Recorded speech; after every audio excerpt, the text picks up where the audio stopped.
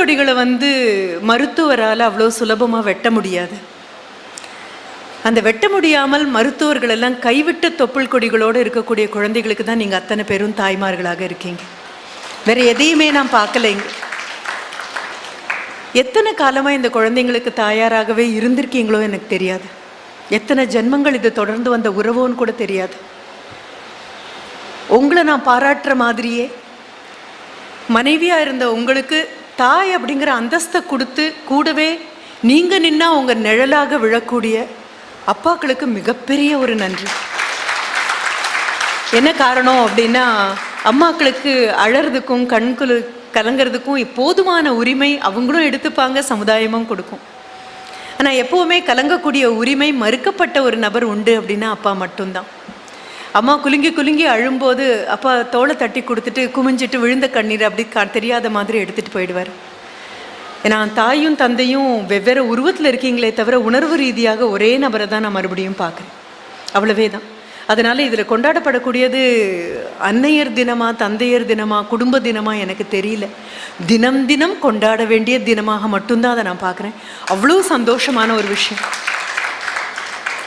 எனக்கு இங்கே ஒரு கூட்டு குடும்பத்தை தான் நான் பார்த்துருக்கேன். கூட்டு குடும்பம் காணாமல் போச்சு, கூட்டு குடும்பம் காணாமல் போச்சுன்னு சொல்லக்கூடிய நபர்களுக்கெல்லாம் மறக்காமல் இந்த வீடியோவை போட்டு காமிங்க. குடும்பம்னா நம்ம என்ன நினைக்கிறோம்? எப்படியும் ஒரு 10 குழந்தைங்க இருக்கக்கூடிய குடும்பம். மூத்த அண்ணா, அவங்களுக்கு திருமணமாகி அண்ணி இருப்பாங்க. மூத்த அக்கா, அவங்களுக்கு திருமணம் ஆயிருக்கும். அம்மா, இந்த குழந்தைங்களை பெற்ற அம்மா 10 குழந்தைங்க பெற்றதுக்கப்புறமும் இன்னும் 38, 39, 40, 41 இன்னும் அடுத்த கர்ப்பத்துக்கு தயாரான பெண்மையோடு இருக்கக்கூடிய அம்மா. அப்படி பார்த்தா அன்னிக்கும் குழந்தை பிறந்திருக்கும், அக்காவுக்கும் குழந்தை பிறந்திருக்கும், அந்த அம்மாவுக்கும் அந்த வீட்டில் குழந்தை பிறந்திருக்கும். இப்போ பேசினாலும் கேட்டாலும் இது கூச்சமாக இருக்கிற விஷயமாக இருக்கும். அதனால் இதெல்லாம் பார்த்து பார்த்து ரசித்து வந்த ஒரு நாட்டில் மட்டும்தான் இப்படி குழந்தைங்களையும் தாயாரையும் ஒன்றா வச்சு கூட்டு குடும்பம்னு சொல்லக்கூடிய சக்தி இருக்குது. நீங்கள் அமெரிக்கா போங்க, இல்லை அதுக்கும் மேலே ஒன்றை புதிதாக கண்டுபிடிச்சா அங்கே போய் பாருங்கள். எங்கேயுமே எந்த நிவாரணமும் கிடையாது. அன்பு மாதிரி அழகான விஷயம் மருந்து கிடையாது.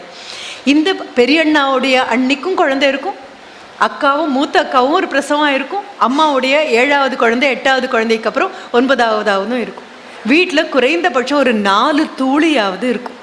அந்த 4 தூளியிலையும் மாதம் ஒரு 3 மாத குழந்தை, ஒரு 5 மாத குழந்தை, ஒரு 8 மாத குழந்தை எல்லாமே அம்மாவுடைய முலைப்பாலை குடிக்கக்கூடிய குழந்தைங்களாக இருக்கும்.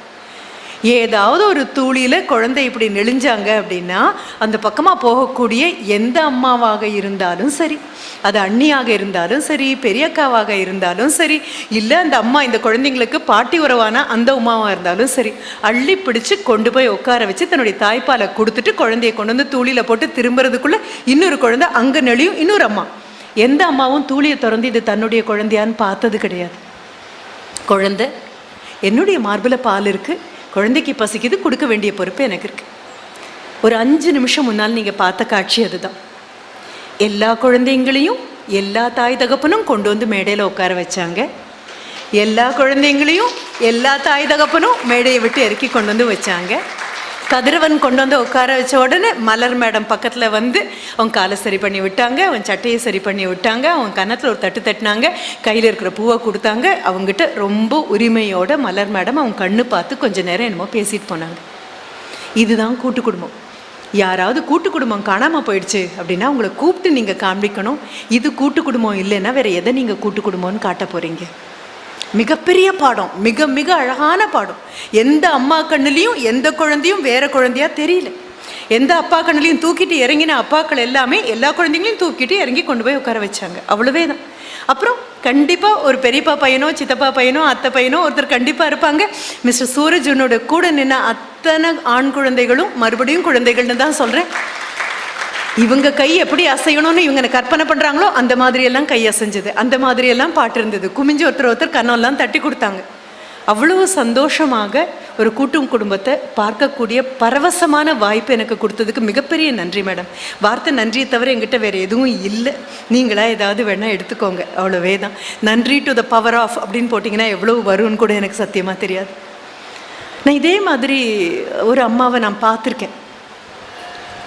பெரும்பாலும் அம்மாக்கள்லாம் நான் உன்னை 10 மாதம் சுமந்து பெற்றேனே அப்படின்னு எல்லாம் நம்ம சொல்லுவோம். அந்த மேத்தமேட்டிக்கல் ரிட்டர்ன், திருப்பி நீ இதெல்லாம் எனக்கு பண்ண வேண்டாமா அப்படின்னு அந்த டயலாக் பேசும்பொழுதெல்லாம் கூட நான் ரொம்ப கூச்சப்படுவேன். அம்மானா அதெல்லாம் சொல்லக்கூடாது. அவ்வளோதான். அப்படிலாம் சொல்லாமல் இருந்தால் தான் அந்த அம்மாங்கிற அந்த தன்மை பூரணமாக மாறும், அப்பாங்கிற தன்மை பூரணமாக மாறும். தாயும் தகப்பனும் அதை சொல்லக்கூடாது, குழந்தைங்க அதை மறக்கவும் கூடாது. இதுதான், இது ஒரு 2-way டிராஃபிக். இங்கிருந்து போகும், இங்கிருந்து வரும், எங்கே ரெண்டும் இணையுதுங்கிறது யாருக்கும் தெரியாது. நான் ஒரு அம்மாவை பார்த்துருக்கேன். என் கூட என்னுடைய சக ஊழியராக இருந்த ஒரு பெண்மணி தன்னுடைய வேலையை, பேராசிரியர் வேலையை துறந்து குழந்தைக்காக ஒரு மிகப்பெரிய ஒரு தியாகத்தை பண்ணாங்க. It was not tuition, it was dyslexia. அந்த குழந்தையுடைய பிரச்சனை வேறு, இந்த மஸ்குலர் டிஸ்ட்ராஃபி அல்ல, அது டிஸ்லெக்ஸியா. ஏன்னா இந்த குழந்தைங்கள முகத்தில் ஒரே சிரிப்பும் சந்தோஷமும் மனசும் பிரகாசமாக வெளிச்சமாக தெரிஞ்ச குழந்தைங்க மாதிரி அல்ல. அந்த முகத்தில் கொஞ்சம் குழப்பம் தெரியும், புரியலைங்கிற விஷயம் தெரியும். அவங்க என்னுடைய அறைக்கு வந்து அவங்களுடைய குழந்தைய வகுப்பில் சேர்க்கும் பொழுது, ஒரு குறிப்பிட்ட பாடத்திட்டத்தில் வகுப்பில் சேர்க்கும் பொழுது முதல் நாளே வந்தாங்க. வந்தபோது நான் அவங்கள பார்த்து குறைந்தபட்சம் ஒரு 18 வருஷம் இருக்கும். எங்கேயா திடீர்னு என்ன பண்ணிட்டுருக்கீங்க அப்படின்னு சொன்ன போது ஷீ செட், உன் வகுப்புக்கு என்னுடைய குழந்தை ஸ்டூடெண்ட்டாக வரப்போகிறான், அது அவனுடைய ஆசிரியர்கள் அத்தனை பேர்கிட்டையும் நான் சொல்லிட்டு வரேன். கொஞ்சம் என் குழந்தைக்கு இந்த பிரச்சனை இருக்குது, அவ்வளவே தான், பத்திரமா பார்த்துக்கணும், வேறு ஒன்றுமே இல்லை. சரி, தினமும் காலையில் கல்லூரிக்கு அந்த குழந்தை வருவான். அம்மா கிளம்பி கொண்டு வந்து விட்டுட்டு அம்மா கிளம்பி போனதாக தான் அந்த குழந்தை நினைப்பான். ஆனால் அம்மா பார்க்கிங் ஸ்லாட்டில் காரில் உட்காந்துருப்பாங்க, அவ்வளவே தான். ஏன்னா எப்போ இவனுடைய மனசில் கொஞ்சம் ஒரு வயலண்ட்டான நினைவு வரும்னு தெரியாது, எப்போ இவனுக்கு கோபம் வரும்னு தெரியாது, எப்போ இவனுடைய வருத்தம் மற்றவர்களால் கட்டுப்படுத்த முடியாத சூழலுக்கு போகும்னு தெரியாது. அந்த குழந்தை வகுப்பில் உட்காந்துருக்கும்போது முதல் வரியில் உட்காந்துட்டு இருக்கக்கூடிய குழந்தை, எல்லா குழந்தைகளுக்கும் ஒரு தடவை சொன்னால் புரியும் அப்படின்னு சொன்னால் அவனுக்கு குறைந்தபட்சம் அவனுடைய வேகத்துக்கு ஒரு 4 தடவையாவது சொல்லணும். நான் மறந்து போய் கொஞ்சம் வேகமாக மற்ற குழந்தைங்களை பார்த்து சொல்லும் பொழுது பாஞ்சு என் கையை பிடிச்சி முதல் வரியில் உட்காந்துருப்பான். பிடிச்சி, ஜெபி மேம் கொஞ்சம் கூட மெதுவா. நான் குமிஞ்சவனை பார்த்தேன், ஐ எம் டிஃப்ரெண்ட் அப்படின்னு சொல்லுவான். அவன் சொல்கிறான், ஐ எம் டிஃப்ரெண்ட், நான் கொஞ்சம் வேறு மாதிரி குழந்தை இல்லையா. அதில் வருத்தம் இருக்காது, அதில் கர்வமும் பெருமையும். நான் அப்போ தான் புரிஞ்சுக்கிட்டேன், வேறுபட்டு இருக்கிறது கூட கர்வம் சம்மந்தப்பட்ட விஷயம், வேறுபட்டு இருக்கிறது கூட பெருமை சம்மந்தப்பட்ட விஷயம். ஆண்டவன் அக்கறையாக உங்களை வேறுபட்ட ஒரு நபராக காட்டுறதுக்கு கூட பின்னால் மிகப்பெரிய ஏதோ ஒரு காரணம் மறைச்சி வச்சிருக்கான், அவ்வளவே தான். நமக்கு தெரியல, நமக்கு புரியல, அவ்வளோதான் அப்படின்னு சொல்லிட்டு எல்லாரும் எழுதுகிற வேகத்தோட கொஞ்சம் குறைவாக இருக்கும். சில சமயம் நான் வகுப்பு எடுக்கும்போது திரும்பி பின்னால் இருக்கிறவங்க கிட்ட சந்தேகம் கேட்பான். அவனை புரிஞ்சுக்கிறதுக்கு எனக்கு கொஞ்சம் கஷ்டமாக இருந்தது. ஆனாலும் புரிஞ்சு கொள்ளும் பொழுது தான் வாழ்க்கை எவ்வளவு அழகானது அப்படின்னு தெரிஞ்சது. நீங்களும் நானும் நினைக்கிற மாதிரி வெறும் தென்னை மரமோ இல்லை, வெறும் பாக்கு மரமோ, வெறும் பனை மரமோ இல்லை, வெறும் ஆலமரங்களோ இருந்தால் அதற்கு வனம்னு பேர் இல்லை. விதம் விதமான மரங்கள் இருக்கும், விதம் விதமான குணங்களோடு இருக்கும். எத்தனை தான் பார்த்து பார்த்து ஒரு தோப்பு உருவாக்கினாலும் காட்டுக்குள்ளே போகும்போது இருக்கிற சந்தோஷம் வேறு தான். அந்த வனம் மாதிரி. அந்த குழந்தைகிட்ட நான் ஒரு பாடம் படித்தேன், மிக அழகான பாடம். என்ன, எல்லா குழந்தைங்களையும் கேட்டு இங்கிலீஷில் அவங்க பேசணும். சரி, பேச சொல்லலாம். கடைசி பெஞ்சில் நான் உட்காந்து ஒவ்வொருத்தரையா இன்ட்ரடியூஸ் யுவர் செல்ஃப், மழைன்னு ஒவ்வொரு குழந்தையும் தன்னைத்தானே அறிமுகப்படுத்தும் போது இவனுடைய டேர்ன் வந்தது. வந்து நின்னாச்சு, பேச ஆரம்பித்தான். பேசி முடிச்சதுக்கப்புறம் நான் அவங்ககிட்ட கேட்டேன், எல்லாருக்கும் என்ன பொழுதுபோக்கு அப்படின்னு கேட்பேன். இப்போ கதிரவனுடைய அம்மாட்ட கூட நான் அது கேட்டேன், குழந்தைக்கு என்ன பண்ண பிடிக்கும், என்ன பண்ண அவன் சந்தோஷமாக இருப்பான் அப்படின்னு கேட்டேன். அதே மாதிரி இந்த பையன்கிட்ட கேட்டேன், வாட் இஸ் யுவர் ஹாபி, உனக்கு என்ன பொழுதுபோக்கு, குவிஸ் அப்படின்னு சொன்னான். அடுத்த நிமிஷம் நான் இப்படி இங்கேருந்து பார்க்குறேன், என் தலைக்குள்ளே போய் என்னுடைய தலை சாஞ்சு கேள்விக்குறி இருக்கக்கூடிய முகம் அவனுக்கு புரிஞ்சுது. அடுத்த நிமிஷம் அவன் கேட்டது எனக்கு பதில் சொன்னான். என்ன, you know why I love quiz, எனக்கு ஏன் குவிஸ் பிடிக்கும் தெரியுமா? ஹோல் கிளாஸே 70 பேர் இருக்கக்கூடிய வகுப்பு இன்னைக்கு அவன் ஒரு பொருட்டாக நினச்சி அண்ணாந்து பார்த்தாங்க. சிரித்த குழந்தைங்க எத்தனையோ பேர், கிண்டல் பண்ண குழந்தைங்க எத்தனையோ பேர், புரிஞ்சிக்க முடியலன்னு விட்டுட்டு போன குழந்தைங்க எத்தனையோ பேர், அத்தனை பேரும் இன்னைக்கு முதலாக எனக்கு குவிஸ், வினாடி வினா எனக்கு ரொம்ப பிடிச்ச ஒரு பொழுதுபோக்குன்னு சொன்ன குழந்தைய அண்ணாந்து பார்க்குறாங்க. நானும் இருக்கேன். அவன் சொன்ன பதில் என்ன தெரியுமா? எல்லார்கிட்டையும் ஒரு கேள்வி கேட்டால் பதில் சொல்கிறதுக்கு 2 நிமிஷம் யோசிக்கணும், எனக்கு எப்பவுமே யோசிக்கணும். அதனால் குவிஸ் வரும்போது மற்றவங்களுக்கும் எனக்கும் ஒரு வித்தியாசமும் இருக்காது, எல்லாரும் யோசிச்சு தான் பதில் சொல்லுவோம். நான் அப்போ தான் நினச்சேன், ஓஹோ, வாழ்க்கையை இப்படி பார்க்கலாமா, இந்த கோணத்துலேருந்து பார்த்தா வாழ்க்கை வேறு மாதிரி இருக்குமா. அடுத்தது அவங்கிட்ட நான் கேட்ட ஒரு கேள்வி, what do you do when people don't understand you, உன்னை யாரும் புரிஞ்சுக்கலன்னா என்ன பண்ணுவேன்? அவன் சொன்ன பதில் நம்ம கோட்டபிள் கோட்ஸ் அப்படிமோல அன்றாடம் படித்து படித்து படித்து தினம் தினம் அதை பார்த்து பார்த்து நம்ம மேலே உயரணும்னு நினைப்போமே, அப்படி ஒன்றாக என்னுடைய அட்டெண்டன்ஸ் நோட் புக்கில் எழுதி கொண்டு வந்து பத்திரமா வச்சு எத்தனை மேடைகளை சொன்னாலும் எனக்கு நாக்கில் தழும்பேறாது, சலிப்பு வராது. ஏன்னா ஒவ்வொரு தடவை சொல்லும் பொழுதும் அவன் சொன்ன அந்த வார்த்தைக்கு அந்த வரிக்கு பக்கத்தில் போக முயற்சி பண்ணுறேன். யாரும் உன்னை புரிஞ்சுக்கலன்னா என்ன பண்ணுவேன் அப்படின்னு கேட்டபோது பளீர்னு ஒரு சிரிப்பு. அந்த மாதிரிலாம் சிரிக்க முடியாது யாராலையும். அது மனசு சிரித்தா மட்டும்தான் அந்த சிரிப்பு அவ்வளோ வெளிச்சமாக விழும். பளீர்னு ஒரு சிரிப்பு சிரிச்சிட்டு, எனக்கு ஒரு பிரச்சனையும் கிடையாது, அவங்க தான் என்னை புரிஞ்சுக்கலன்னு எனக்கு புரியுதே அப்படின்னு சொன்னேன். நான் நினச்சேன் இது எத்தனை ஒரு what a philosophic statement it is. அவன் ஆங்கிலத்தில் தான் என்கிட்ட சொன்னான், I don't mind JP ma'am, I understand that they don't understand me. அவங்க என்னை புரிஞ்சுக்கல அப்படின்னு தான் எனக்கு புரியுதே. எவ்வளோ அழகான ஒரு வாழ்க்கை தத்துவம் அது. ரெண்டு பேருக்கும் புரியாமல் போகும்போதே தானேப்பா இணக்கம் இல்லாமல் பிணக்கம் வருது. என்ன உனக்கு புரியலைங்கிற விஷயம் எனக்கு புரிஞ்சாச்சு அப்படின்னு சொன்னால் சண்டைக்கான எந்த சூழலுமே அங்கே இல்லையே. போர் தொடங்கிறதுக்கு முன்னாலேயே அமைதி பிரகடனம் பண்ணியாச்சு இல்லையா? எவ்வளவு அழகான ஒரு சூழல். அந்த குழந்தையை பார்த்து நான் படித்தது மிகப்பெரிய பாடம். நான் வேறு எதையுமே உங்ககிட்ட சொல்ல வரல, நான் இன்னும் பாடம் படிக்கக்கூடிய ஒரு ஆசிரியராக மட்டும்தான் இருக்கேன் அப்படின்னு. இதே மாதிரி இன்னொரு அனுபவம், சைக்காலஜி ஸ்டூடெண்ட். இந்த குழந்தை இப்போ எங்கேயோ, ஷீ இஸ் இன் UK. ரொம்ப அழகாக சைக்காலஜி சூரஜை பற்றி சொல்லும் பொழுது டாக்டர் எங்கிட்ட லக்ஷ்மி மேடம் சொன்னாங்க, ஆண்களால் இவ்வளவு பண்ண முடியும் அப்படிங்கிறது எனக்கு சூரஜ் பார்த்ததுக்கப்புறம் தான் தெரிஞ்சது அப்படின்னு சொல்லி. ஆண்களுக்கு மட்டும் நம்மளால் அனுமதி கொடுக்க முடியும் அப்படின்னா அம்மாக்களெல்லாம் சுண்டு விரலால் நகர்த்திட்டு 1000 அம்மாக்கள் ஒன்றா வந்த மாதிரி ஆண்கள் மாறிடுவாங்க. அவ்வளவே தான். நாம் அம்மா அம்மான்னு இறுக்கி பிடிச்சி அவங்க இடத்தையும் ஆக்கிரமிக்கிறதுனால தான் பிரச்சனை. கொஞ்சம் நகர்ந்து பாருங்களேன், உங்களை மாதிரி 10 அம்மா ஒத்த அம்மாவாக சேர்ந்த மாதிரி ஒரு அப்பாவால் நிற்க முடியும்.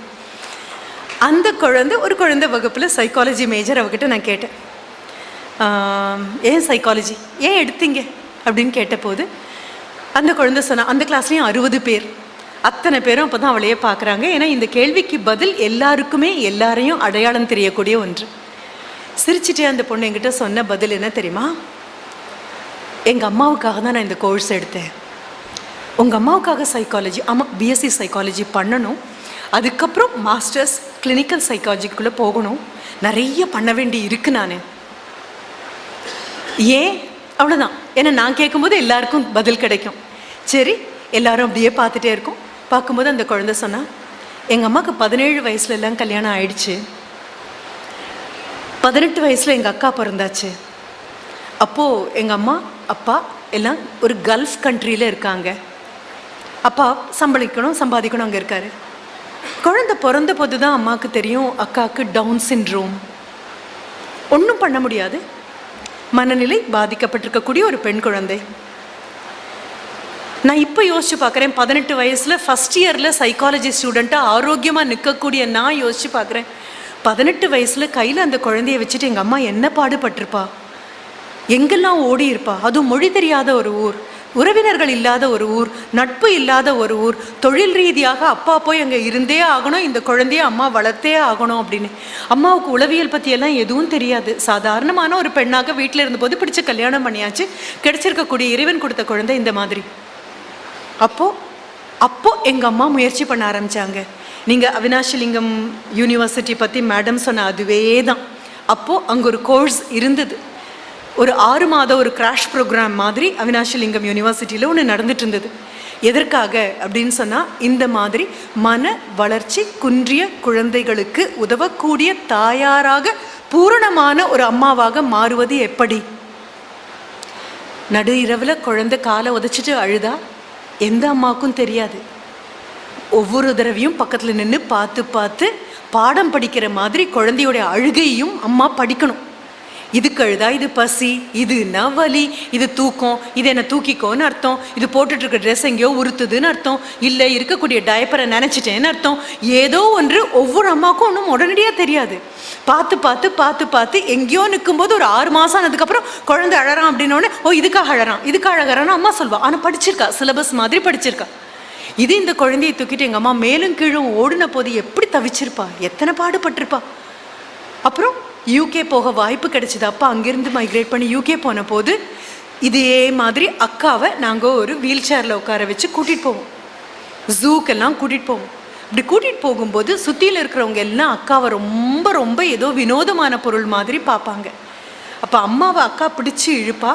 அம்மா பக்கத்தில் வந்தோன்னே அக்கா கேட்பா, why do they look at me instead of the animals? கூண்டில் இருக்கக்கூடிய விலங்குகளை பார்க்காம ஏமா என்ன பார்க்குறாங்க அப்படின்னு அம்மாவை கேட்பானோ. அம்மா இப்படி தோலை அரவணைச்சிட்டு ஒன்றும் இல்லை விடு அப்படின்னு.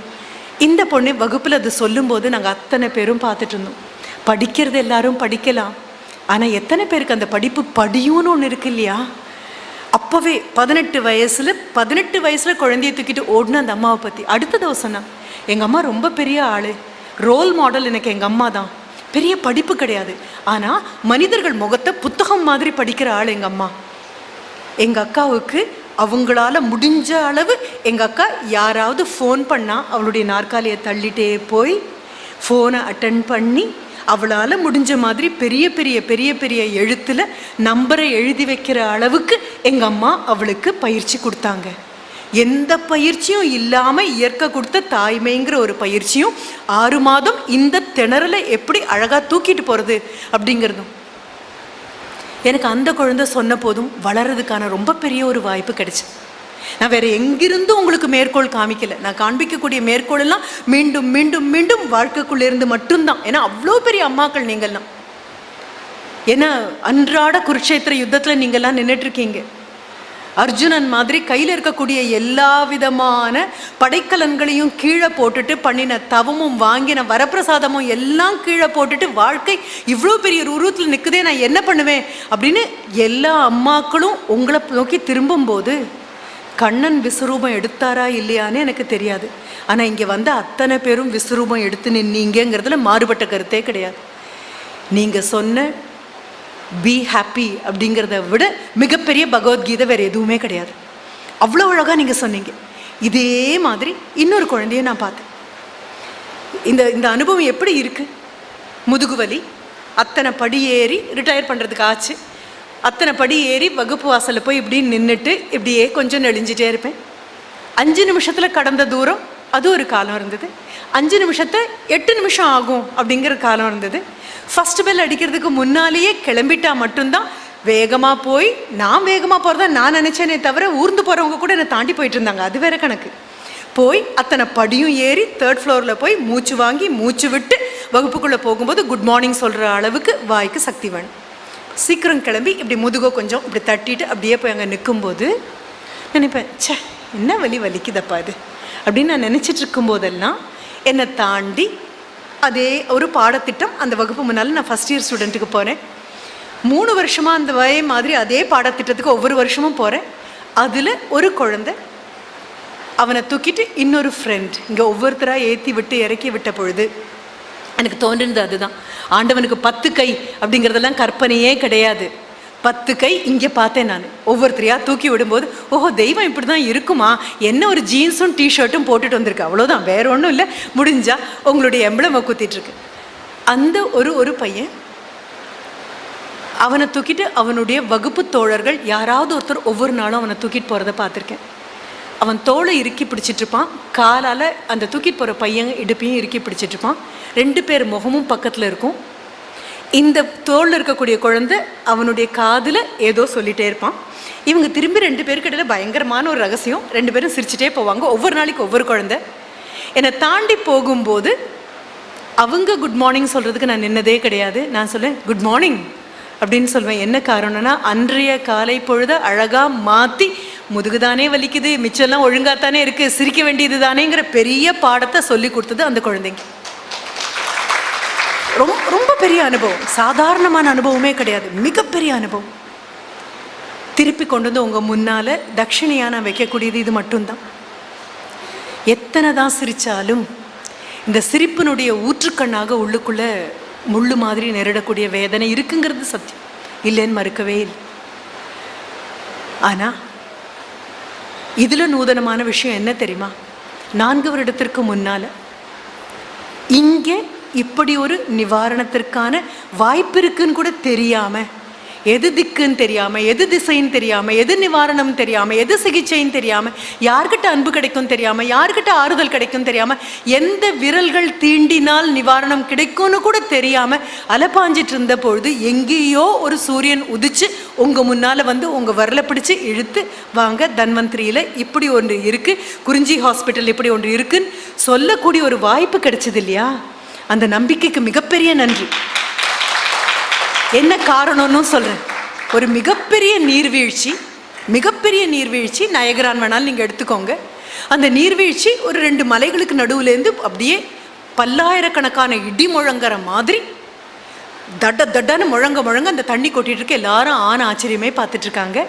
அப்போது இந்த டைட் ரோப் வாக்கிங் அப்படின்னு சொல்லுவோம், ஒரு கயிறு மேலே கீழே விழாமல் நம்ம பார்த்துருப்போம். இந்த டம்பங்குத்தாடிகள், கழைக்குத்தாடிகள்னு சொல்லுவோமே, அந்த மாதிரி ஒரு நபர். ஆனால் அவர் இந்த குச்சிக்கும் நடுவில் இருக்கிற கயிற்றில் நடக்கிற ஆள் அல்ல. இந்த சிகரத்துக்கும் நடுவில் ஒரு கயிறை கட்டி நடக்கக்கூடிய ஆள். கீழே மிகப்பெரிய அருவி கொட்டிகிட்ருக்கோம். ஜனங்கள்லாம் பார்த்துட்ருக்காரு. அவர் இந்த மூலையிலேருந்து இந்த முகடு வரைக்கும் ஒரு கயித்தை கட்டி, அவருக்கு லைஃப் லைன் கிடையாது, ஒன்றும் அவரை பிடிக்கலை. ரொம்ப நிதானமாக அந்த பக்கம் போய் இறங்கின உடனே மக்களால் நம்பவே முடியல. படபடரு அத்தனை பேர் கைத்தட்டினதும் அந்த நீர்வீழ்ச்சியினுடைய அந்த சத்தத்தை காட்டிலும் அதிகமான கைத்தட்டல்.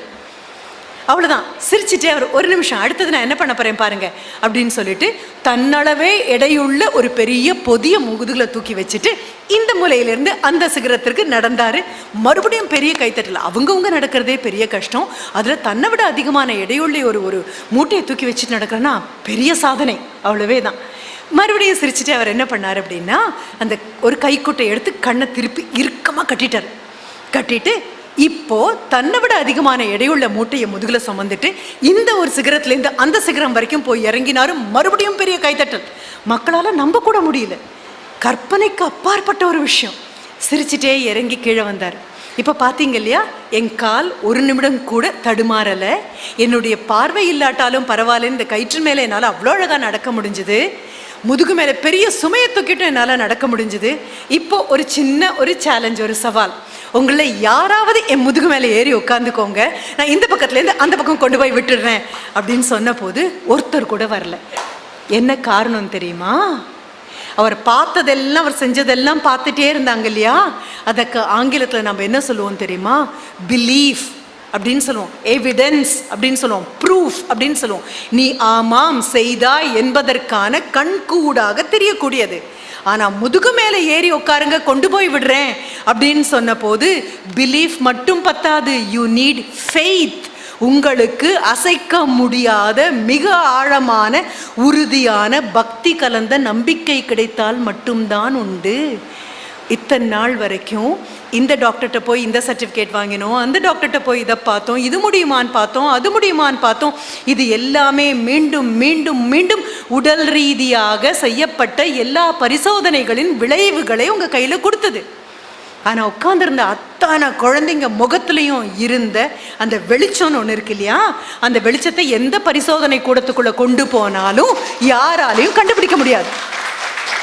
அப்போ எல்லாவற்றையும் you can send everything for test and verification. எல்லாவற்றுக்கும் நிரூபணம் கேட்கலாம். இன்னும் மனிதனால் நிரூபிக்க முடியாத வல்லமை வாய்ந்த ஒன்று உண்டு அப்படின்னா மனதுக்குள்ள இருக்கக்கூடிய உறுதி, மனதுக்குள்ள இருக்கக்கூடிய சக்தி, அது உங்களுக்கு கிடைச்சிருக்கு இப்போ டாக்டர் லக்ஷ்மி மூலமாக. அவ்வளவே தான்.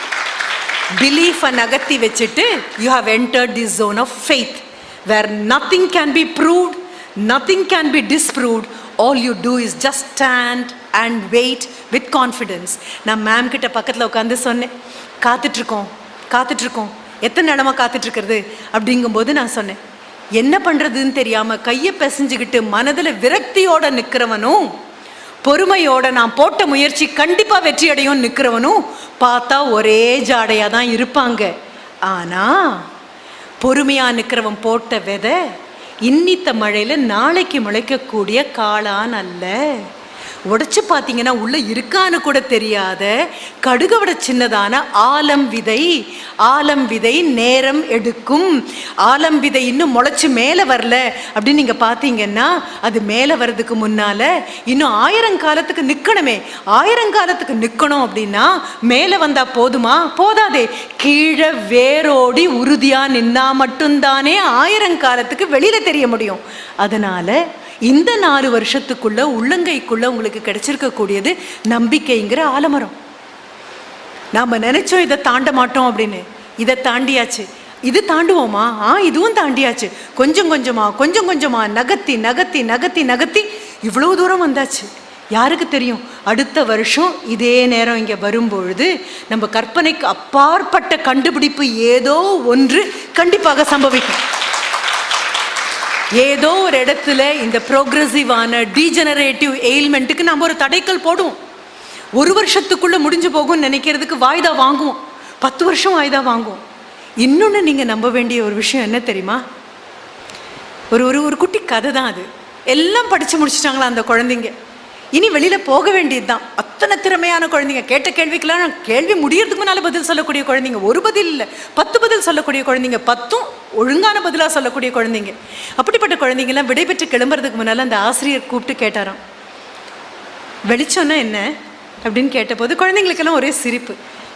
ஆசிரியரே கேட்கலாமா எப்படி அப்படின்னு சிரிச்சுட்டே சொன்னாராம், இல்லை வெளிச்சம்னா நீ என்ன நினைக்கிற? இதான் நாளைக்கு கிளம்பி வெளியில் போக போகிற, சொல்லு வெளிச்சம்னா நீ நினைக்கிற?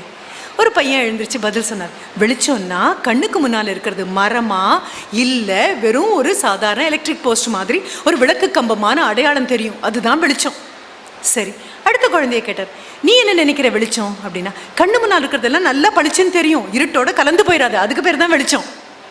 ஒவ்வொரு குழந்தையும் திறமையான குழந்தைங்கெல்லாம் வெளிச்சம் சொல்கிறாங்க. ஆனால் யார் சொன்ன பதிலையும் இவருக்கு திருப்தி அடைஞ்சதாகவே தெரியல. கடைசியாக எல்லாம் பேசி முடிச்சதுக்கப்புறம் அவர் சொன்னார், நீங்களும் ரொம்ப புத்திசாலிங்கன்னு நினச்சேன், ஆனால் வெளிச்சங்கிற வார்த்தைக்கு அர்த்தமே சொல்லலையே அப்படின்னு. அந்த ஆசிரியர் இங்கே வந்திருந்தாருன்னா அவருக்கு வெளிச்சத்துக்கு அர்த்தம் கிடச்சிருக்கும். ஆசிரியர் சொன்னாராம், எது வெளிச்சம் தெரியுமா?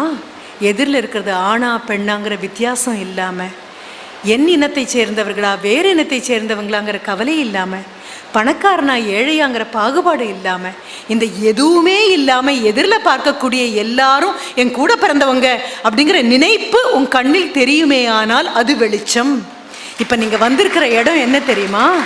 எல்லா கண்கள்லையும் அந்த வெளிச்சம் இருக்கக்கூடிய இடத்துக்கு வந்திருக்கீங்க. இனி உங்கள் நிழல் கூட வெளிச்சமாக தான் விழும். போய் நின்று பாருங்க, எங்கேயாவது உங்கள் பின்னால் நிழல் விழுந்ததுன்னா மற்றவர்கள் பின்னால் இருட்ட விழக்கூடியது உங்கள் பின்னால் மிகப்பெரிய வெளிச்சமாக இருக்கும். அன்னையர் தினமாக இருக்கிறதுனால உங்களுக்காக மீண்டும் அன்னையருக்காக, ஏன்னா உங்ககிட்ட என்ன எடுத்துகிட்டு போகிறது தான் அதிகம், கொடுத்துட்டு போகிறது ரொம்ப ரொம்ப கம்மி. உங்ககிட்ட மிகப்பெரிய ஒரு விண்ணப்பம் நான் முன்னால் வைக்கிறேன். எல்லாரும் அட்டென்ஷனில் நின்று ஒரு நேஷ்னல் ஆந்தம் பாடும்போது அந்த ஒரு வினாடி, இப்போ IPL மேட்ச் போயிட்டுருக்கோம், எத்தனை பேர் மனசில் போயிட்டுருக்கோ தெரியாது, எப்போல்லாம் இந்தியா வின் பண்ணணும், எப்போ என் சென்னை வின் பண்ணணும், எப்போ குறுக்கி குறுக்கி குறுக்கி குறுக்கி குதிங்காலுக்கு அடியில் வட்டம் போட்டுட்டு இருக்கக்கூடிய இந்த உலகத்தில் ஒரு தேசிய கீதத்துக்கு அர்த்தம் 1000 மடங்கு எப்போ அதிகமாகும் தெரியுமா? எல்லையை காப்பாற்றக்கூடிய அந்த சூழலில் தன்னுடைய 25 வயது மகனையோ 30 வயது மகனையோ திருமணம் முடிந்து 1 வருஷம்தான் ஆயிருக்கு, அவனுடைய மனைவி கர்ப்பமாக இருக்காங்கிற சூழ்நிலையில் நமக்கு தெரியாமல் எல்லையை காப்பாற்றக்கூடிய எல்லை சாமிகளாக யாரோ பெற்ற குழந்தைங்க இன்னும் நின்றுட்டுருக்கு. நீங்களும் நானும் இங்கே உட்காந்து பேசிகிட்டு இருக்கும்போது எங்கேயோ நடந்துட்டுருக்கு. அப்படி ஏதாவது ஒரு மகன் நாட்டை காப்பாற்றுறதுக்காக கொடுக்கக்கூடிய மிக உன்னதமான ஒன்றான தன்னுடைய உயிரை கொடுத்து நாட்டை காப்பாற்றினதுக்கப்புறம் அந்த மகனை பாராட்டுறதுக்காக நம்மளால் ஒரு விருது கொடுக்கக்கூடிய சூழ்நிலையில் அந்த குழந்தையை தூக்கி நாட்டுக்காக கொடுத்த தாயும் தகப்பனும் அந்த தேசிய கீதத்தை பாடும்போது இந்தியா இன்னும் 1/2 அடி உயரத்தோடு வந்து நிற்கும். என்ன காரணம் அப்படின்னா, ஒன்றை என்ன இழக்க முடியாதோ அது ஒன்றை இழந்து இந்த நாட்டில் இருக்கக்கூடிய உங்கள் அத்தனை பேருக்கும் பாதுகாப்பு கொடுக்க முடியும் அப்படின்னா அது பெரிய விஷயம். அப்போ யாரோ ஒருத்தர் பி ஹாப்பி அப்படின்னா அது ஹாப்பினஸ் வராது. எப்போவுமே ஹாப்பியாக இருக்கக்கூடிய நபர் பி ஹாப்பி அப்படின்னா அந்த வார்த்தைக்கு ஒரு அர்த்தமும் கிடையாது. நெஞ்சு கொள்ளாத ஒரு வருத்தத்தை தூக்க முடியாமல் தூக்கி 10 மாதம் குழந்தையையும் அது 3 வயது ஆனதற்கப்புறம் அந்த குழந்தைக்கு வந்திருக்கக்கூடிய இந்த ஒரு சூழலையும் மனதில் தூக்கிட்டு சிரிச்சிக்கலாமா, சிரிச்சா சரியாக இருக்குமா, சிரிப்பு எனக்கு பொருத்தம் தானா, நல்ல ஆடை அணியலாமா, அணிய எனக்கு அனுமதி உண்டா, இந்த மாதிரி 1500 கேள்விகளை கேட்டு கேட்டு கேட்டு அன்றாடம் உங்களை நீங்களே சிலுவையில் அறந்து கொண்டிருக்கக்கூடிய அத்தனை தியாகிகளான அம்மாக்களுக்கும் ஒரு விண்ணப்பம். மிகப்பெரிய தியாகம், இதெல்லாம் சாதாரணமானது கிடையாது. ஒரு குமுக்குன்னு ஒரு சிரிப்பு வரும்போது அடுத்த நிமிஷம் குழந்தை நினைவு வந்து அந்த சிரிப்பு காணாமல் போகிறது சத்தியம். உங்களுக்கு ஒரு சின்ன விண்ணப்பம், மிக அழகாக தெய்வம் ஒவ்வொரு வினாடியும் உங்கள் கையில் கொடுத்துருக்கு. நான் பார்வதி மேடம் கிட்ட சொன்ன அதே தான் சொல்ல போகிறேன். குழந்தைகள் எல்லாம் அபிமன்யுக்களான்னு எனக்கு தெரியாது, பிரகலாதர்களான்னு எனக்கு தெரியாது, கருவிலே திருவுடையவர்கள்னு எனக்கு தெரியும். ஆனால் மார்க்கண்டேயனுடைய அம்மா எப்படி உணர்ந்திருப்பான்னு உங்கள் அத்தனை பேரையும் உணரும் பார்க்கும்போது எனக்கு தோணுது. 100 வருடம் இருக்கக்கூடிய மிக புத்தி, ஒரு எந்த அறிவும் இல்லாத ஒரு குழந்தை வேணுமா? 16 வயசே இருக்கக்கூடிய அதிபுத்திசாலியான சான்றோனான ஒரு குழந்தை வேணுமான்னு கேட்டபோது 16 வயதுள்ள அதிபுத்திசாலியான குழந்தை போதும்னு சொன்ன தாயும் தகப்பனும். தகப்பன் சான்றோன் ஆக்குதல் தந்தைக்கு கடனே, என் குழந்தை சான்றோன் அப்படிங்கும்போது தந்தைக்கு ஒரு பெரிய பெருமை வரலாம். ஆனால் ஒவ்வொரு நாளும் கடந்து போகும்போது 16 வயதை நோக்கி அந்த குழந்தை போகும்போதெல்லாம் அந்த அம்மா எப்படி பரிதவிச்சிருப்பா? ஆமாம், கடைசியில் யமனை புறந்தள்ளி மார்க்கண்டேயனுக்கு தீர்காயசு கொடுத்த இறைவன் தோன்றும் வரை அவளுக்கு தோன்றுவான்னு கூட தெரியாது இல்லையா? உங்கள் வாழ்க்கையிலையும் அப்படி இறைவன் தோன்றுவான். கடைசி நிமிடம்னு நீங்கள் நினச்சிட்டு இருக்கும்போது எங்கிருந்தோ மார்க்கண்டேயனை காப்பாற்றுறதுக்காக இறைவன் வந்து நின்னது. ஒவ்வொரு நாளும் அந்த தாய் தன்னுடைய மனதில் சுமந்த அந்த பக்தி தான். இது ஒன்று தான் உங்களை காப்பாற்றும். இன்னொன்று, உங்களுடைய மிகப்பெரிய பலம் என்ன தெரியுமா? You have the healing touch. அதை தான் நான் கடைசியாக உங்ககிட்ட சொல்ல விரும்புகிறேன். மைதாஸ்னு ஒரு மன்னன், அவன் தொட்டதெல்லாம் பொண்ணாச்சு, அவன் பொண்ணு ஓடி வந்தபோது தொட்டான், அவளும் பொண்ணானான்னு சொல்லுவாங்க. இது உண்மையோ பொய்யோ எனக்கு தெரியாது. நீங்கள் தொட்டது எல்லாமே பொன்னாக துலங்கும். என்ன காரணம் அப்படின்னா, வேதனை யாருக்கு உண்டோ, வலி யாருக்கு உண்டோ, துயரம் யாருக்கு உண்டோ அந்த நபருக்கு தெரியும் இன்னொருவர் துயரப்படும் பொழுது எப்படி வலிக்கும், எத்தனை சொல்ல ஒண்ணா வேதனைக்குள்ள அவங்க போவாங்கன்னு உங்கள் அத்தனை பேருக்கும் தெரியும். நீங்கள் உங்கள் வாயார யாரையாவது வாழ்த்துனீங்கன்னா அதை விட பெரிய வாழ்த்து வேறு எதுவுமே கிடையாது. உங்ககிட்ட நான் விண்ணப்பிக்கிறது அது மட்டும்தான். உங்களுடைய மிகப்பெரிய சேவை என்னவாக இருக்கும்? இயேசுநாதர் கடந்து போகும்போது அவருடைய அங்கியை தொட்டவங்களுக்கெல்லாம் எல்லா வியாதியும் தீர்ந்ததாக சொல்லுவாங்க. அது அத்தனையும் 100% உண்மை இருக்கு. எந்த நபருக்கு அடுத்தவர்களுடைய வேதனை புரியுமோ, எந்த நபர் அடுத்த ஒரு துயரத்தை அந்த தோளை தூக்கணும்னு நினைக்கிறாரோ அந்த நபருடைய டச், த ஹீலிங் டச், அவங்க தொட்டால் கண்டிப்பாக எல்லா விதமான நோய்க்கும், மனநோய்க்கும், உடல் நோய்க்கும் நிவாரணம் உண்டு. உங்களுடைய ஆசைகளை விட மிகப்பெரிய வாழ்த்துறை வேறு எங்கேயும் கிடையாது. அப்போ என்ன பண்ணலாம்? நான் பேசும்போது உண்மையாக தோணுது மேடம், எனக்கு சோர்வாக இருக்கும்போது நான் உங்கள் பேச்சை கேட்குறேன், ரொம்ப சந்தோஷமாக இருக்குது. அது எவ்வளோ சத்தியமோ அவ்வளோ சத்தியம். 3 நாள் கழித்து மறுபடியும் மனசு சோர்வாகிறது. ஒரு தடவை கேட்டதே ஒரு 10 நாளைக்கு நிற்குமா? இல்லையே. மறுபடியும் இந்த பேட்ரி ரீசார்ஜ் பண்ணணுமே, மறுபடியும் இந்த பேட்ரி கீழே போயிடுமே. அப்போ என்ன பண்ணலாம்? மிகப்பெரிய ஒரு விஷயம் இருக்குது. என்ன தெரியுமா? யார்கிட்ட இருந்தால் என்ன மாதிரி இருக்கக்கூடிய ஒரு நபர் 4 வார்த்தை சொன்னால் அதனால் எனக்கு நம்பிக்கை கிடைச்சிது அப்படின்னு எடுக்கிறது உண்மையாக இருந்தால் 4 நாளைக்கு அப்புறம் அந்த நம்பிக்கை காணாமல் போகுங்கிறதும் உண்மை. ஏன்னா நான் கொடுக்கக்கூடியது வெறும் இரவல் வெளிச்சம். இந்த இரவல் வெளிச்சம், வாங்கின வெளிச்சம் கண்டிப்பாக யார் மாதிரி? ஒரு பௌர்ணமி வரக்கூடிய நிலவு மாதிரி. பௌர்ணமி எவ்வளோ சத்தியமோ அவ்வளோ சத்தியம் அதனுடைய அமாவாசையும். ஆஹா, 15 நாளைக்கு அப்புறம் பெருசாக நிலவு இருக்குது ஆஹான்னு கொண்டாடுவீங்க. அடுத்த நாளே தேய ஆரம்பிக்கும், அப்புறம் தேய ஆரம்பிக்கும், அப்புறம் தேய ஆரம்பிக்கும். அடுத்த 15ஆவது நாள் அது வந்த சுவடு கூட தெரியாது. இரவல் வெளிச்சம் எப்பொழுதும் காணாமல் போகும். ஆனால் சூரியன்கிட்டேருந்து நிலவு இரவல் வாங்குச்சு இல்லையா? இந்த சூரியனுக்கு அமாவாசையும் கிடையாது, பௌர்ணமியும் கிடையாது, பகலும் கிடையாது, இரவும் கிடையாது. இங்கே இருக்கக்கூடிய அம்மாக்கள் எல்லாம் நிலவுகள் அல்ல, சூரியன். நீங்கள் பண்ண வேண்டிய மிகப்பெரிய வேலை அதுதான்.